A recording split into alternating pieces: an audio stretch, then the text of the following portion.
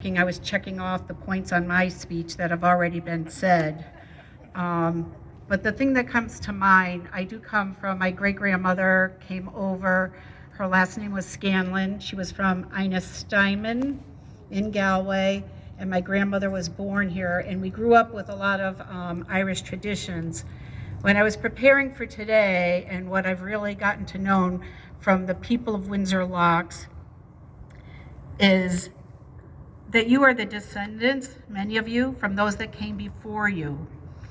And because of that, you have that quality of community, of caring for your neighbors, of being fighters, of staying in it, and most important, I see the vision that you have for your town, and of that I congratulate you.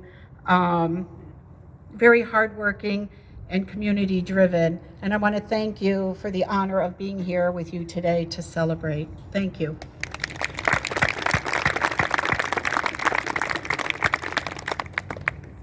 We're getting there. This one is fun.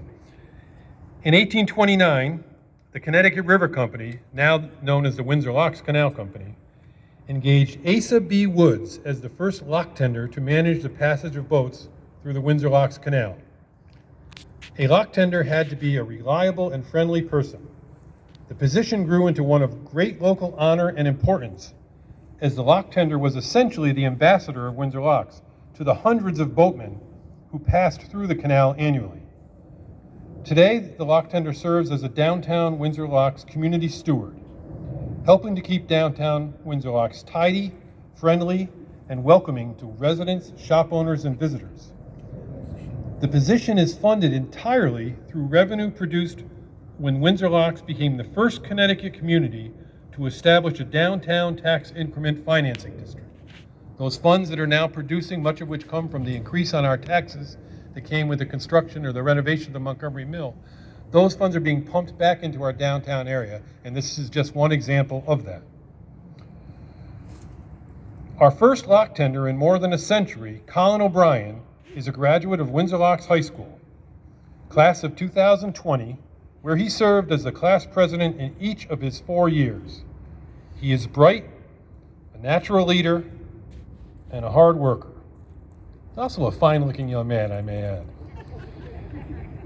He will shortly complete his freshman year at Westfield State University, and Colin, lock tender Colin, will now read to us the poem, A Canal Secret.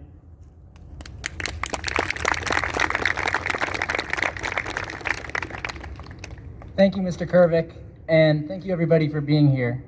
Today I'm going to read a poem titled, A Canal Secret.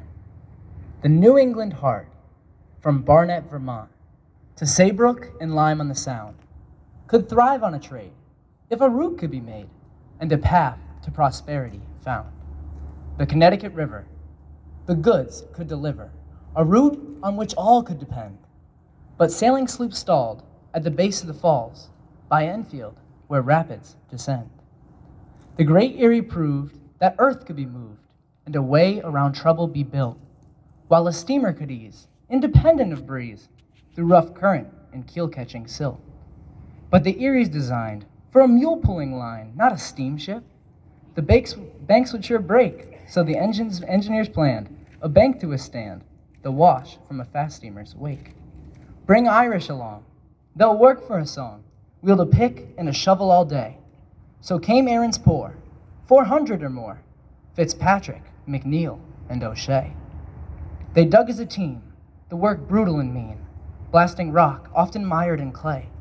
Wet and malnourished, dread disease quickly flourished. They died where they worked every day. When work was complete, merchants toasted defeat, and the Connecticut Valley gave thanks. Now the secret be told, why the levee did hold. 'Twas the Irish entombed in its banks. Thank you.